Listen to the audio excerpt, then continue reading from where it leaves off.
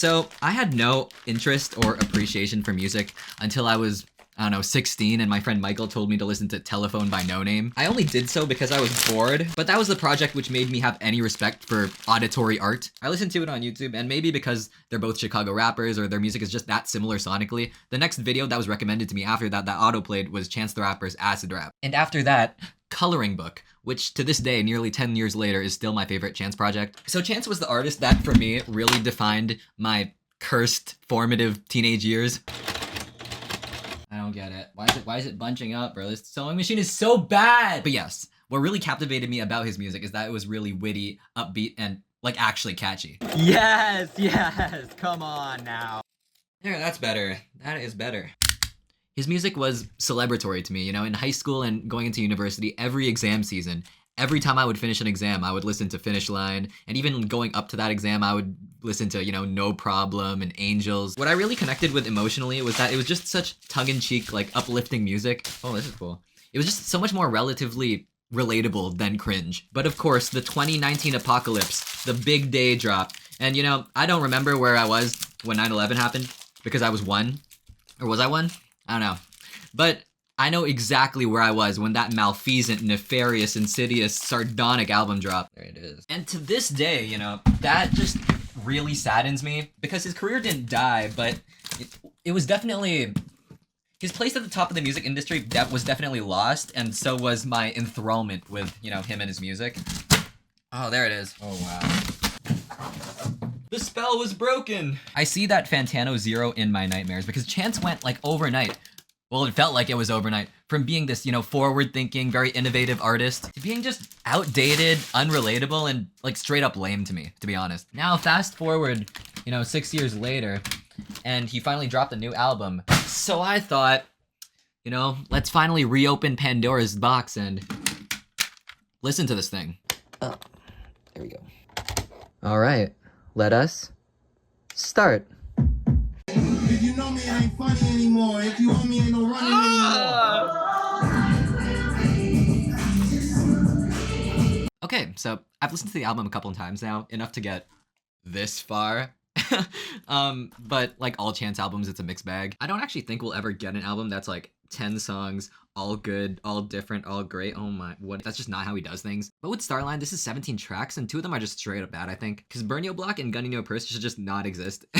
Like, that's very reminiscent of why people didn't like The Big Day. Because the first is just Chance saying Burn Your Block for 2 minutes straight, while the other one is him saying Keep a Gun in Your Purse for 3 minutes straight. Like, that's actually brain rot. Put that gun in your purse. Put that gun in your purse. What? What is this song? Put that gun in your purse. What? Burn your block. Burn your block. Burn your block. Then there are tracks like Pretty and Just a Drop, which are fine. I just don't resonate with them in any way. In a similar vein, tracks like Ride, Speed of Light, Link Me in the Future, Space and Time, they have a bit of a catchier melody, but they're still, I think, pretty weak. Either because the content just isn't that interesting, or Chance is just being very lyrically indirect. Ride is just about enjoying life with your friends, which makes it feel like a throwaway because there isn't much substance to it. While Space and Time and Link Me in the Future make me feel like my media literacy is pretty low because he's just so roundabout with his words. Like, reading between the lines, he's talking about dropping the big day and nobody liking it and going on a 6-year hiatus. But actually reading the lines themselves, it's just a lot of cryptic yap. I did not understand Space and Time at all, so I looked it up on Genius, and apparently there's like, it's supposed to be a reference to the Odyssey. You know, if this album was just 10 tracks about him falling off, I think I would like it more, because what I wanted from him is post-game analysis. Man, maybe I am older, because you know what? I wanted to hear him dive deep into topics that, like, interest him, you know? I guess that's the kind of what I like in music these days, which is why I didn't love them, but I do like tracks like No More Old Men, Letters, and the one about the problem. Just because they are deeper cuts, and I feel like that makes it worth my time. Chicago God and Celebrating Black Excellence are like the 3 topics I expect Chance to rap about in basically every album or song, and each one of those songs are about one of the 3. In No More Old Men, Chance talks about what it's like to, well, be an unk, right? Like, do kids in the Chicago area even care about the previous generation? Is there a socio-economic reason why they don't? From what I understand, the old men part of the title is in relation to Larry Hoover, so like, do the kids still care about that? And do kids even care about Chance now he's getting older, right? I mean, the question of if fans still like Chance is kind of the reason why I made this video in the first place. Letters is the religious track I was anticipating, with the twist being that Chance is just really aggressively calling out the megachurch, which is both valid and just really funny because I just didn't expect it. The best songs on the album, though, are the intro, the outro, the lead-up singles, Drapetomania, and Back to the Go. For the record, I am not a very big Vic Mensa enjoyer, but just because of history and tradition, anytime he appears with Chance, I just let it be. But Back to the Go is surprisingly good. Like, I really like the hook on that. I fall on my face sometimes, I look at myself. Oh, of course this is a Vic Mensa track, bro. I made a mistake, I lost a home. Not like a mortgage, but more like a foster home. Ooh, I like that hook! The complete opposite of that is Drapetomania, which is Chance's collab with Baby Chief Will Do It, who I just looked it up. He was born in 2008. That's crazy. So he's super young, but that is not stopping him from saying just the most outlandish stuff. Because you know what? Hey, look, this is the freaky track, okay? It is what it is, but they just have like a weirdly good amount of chemistry together. It's very odd. This sort of Chance song is like his style of music that I think was alluded to once he dropped Groceries back in the day.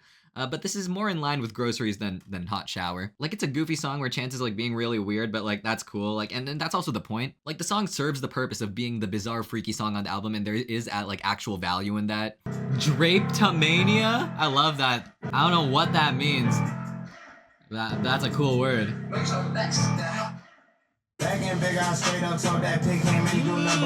Plus, Chance like randomly raps really well on this. What did he say? He said, this guy said, she said, talk to me crazy. I said, ugh! And she said, say no more. Mr. Chief here said, I just found out that my dog was a cat. His dog was a cat? I actually had to like look that one up because I'm like, what could that possibly mean? Even though it is actually just very straightforward. With the singles, the first time I heard Tree, I thought it was so bad. But you know what? It has grown on me because it is just one of those earworm songs that are just fun to sing along to. Oh wait, I don't like this song. Is this Tree? I don't like this one. Because it is a tree. Strangest melody on that thing, but Highs and the Lows is arguably the best Chance song of the decade. The first time I heard that song, I cried because it just illustrates being at like a low point in your life so well. The only thing is that it was released 3 years ago at this point, so I feel like I've fully digested it at this point, right? Oh, the classic, bro. The song is so good, man. Come around, come around, come around, come around. So I think the very best new songs on the album are the intro and the outro, and Chance always has good intros and outros. On Starside intro, Chance raps more seriously and steadily than usual, and the whole track is just increasing increments of intensity. As both a listener and a fan of Chance, I think what makes this such a good intro is that this is just him at his best, right? Just rapid firing a bunch of jokes, pop culture references, actual serious stuff, like him being gone for like 6-7 years, right? And you just get lulled into this state of comfortability. So when the beat cuts and he says the iconic line after, 6-7, it is pretty emotional because of the buildup of the song and because of the context. And we back.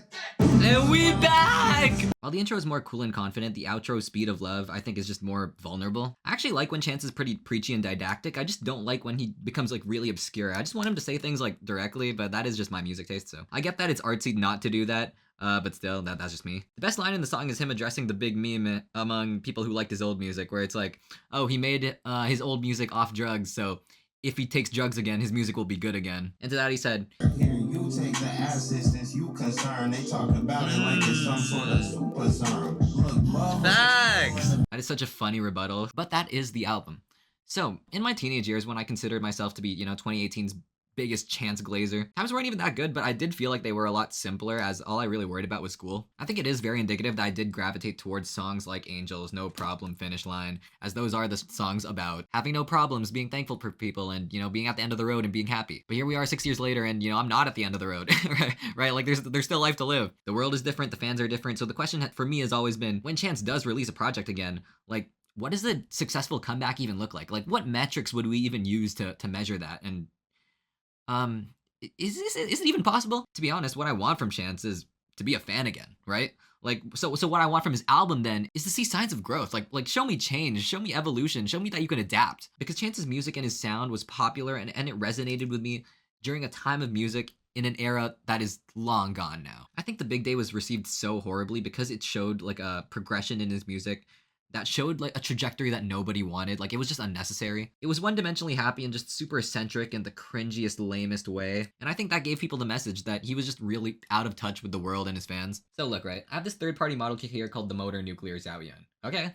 And I thought for this video that I would just assemble it one piece at a time and it would be great, right? And then I'd have this thing and I would display it and, I just have it, right? And it would be cool. But now I'm actually pretty disappointed because I spent all this time and effort on it and I broke the head. I don't know if you can see it here, but I messed up this piece and then I hot glued it back in. I didn't use hot glue, I used something else, but it was basically the same. So I only made one mistake with this thing, but it affects the entire piece as a whole, right? Like now I'm just a bit annoyed whenever I see this thing. It's just like, this will never be as perfect as I imagined it, right? Like I didn't build this with the intention of breaking it. Now with this album here, it's called Starline because of the black Starline, which you can Google. But before I knew that, I thought it was called Starline because the main theme of the album, or from what I understand it is, right? I didn't make the album. But I thought the main theme of the album is linear progression. Kind of the general notion is, you know, Chance had this upward trajectory towards stardom, then he had the downward trajectory, the plummet, and so it's like, well, okay, what now? It's pretty obvious I don't love this album, right?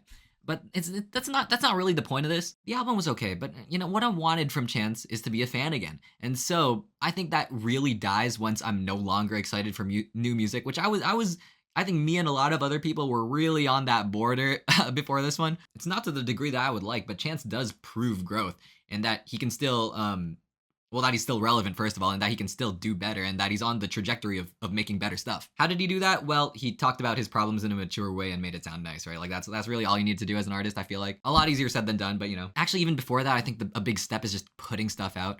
Like, the fact that he put out The Big Day and it was bad, and then he just let it linger there for 6 years was pretty bad. It was pretty bad. But again, like, look, right? Like, when I made this dumb robot, I didn't think I would mess up, and that's annoying, right? But the thing is that this is just a robot. Like, I can just make another one and it'll be better, right? It'll be good, and that's fine. The very last lyric of the album is no telling what life will be, but start and life will go.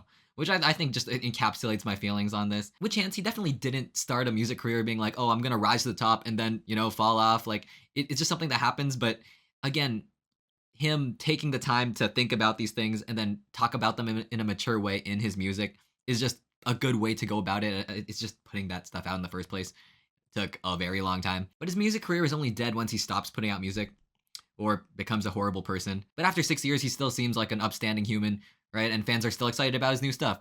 So now that he's talking about everything and showing maturity, vulnerability, introspection, improvement, it's like, well, that's a win in my books. This did not need to be the greatest album of all time, even though it would be good if it was. It just needed to show that he's moving in a good direction and that, you know, hope is still alive. All right, I'm gonna finish building this. Okay, it's done. I wanted to end this by actually like going to the Chance concert, but I saw the ticket prices and bro was actually charging an incredulous amount of money. So then I got to see Danny Brown and Underscores for like half the price. But out of 10, I think I'd give this album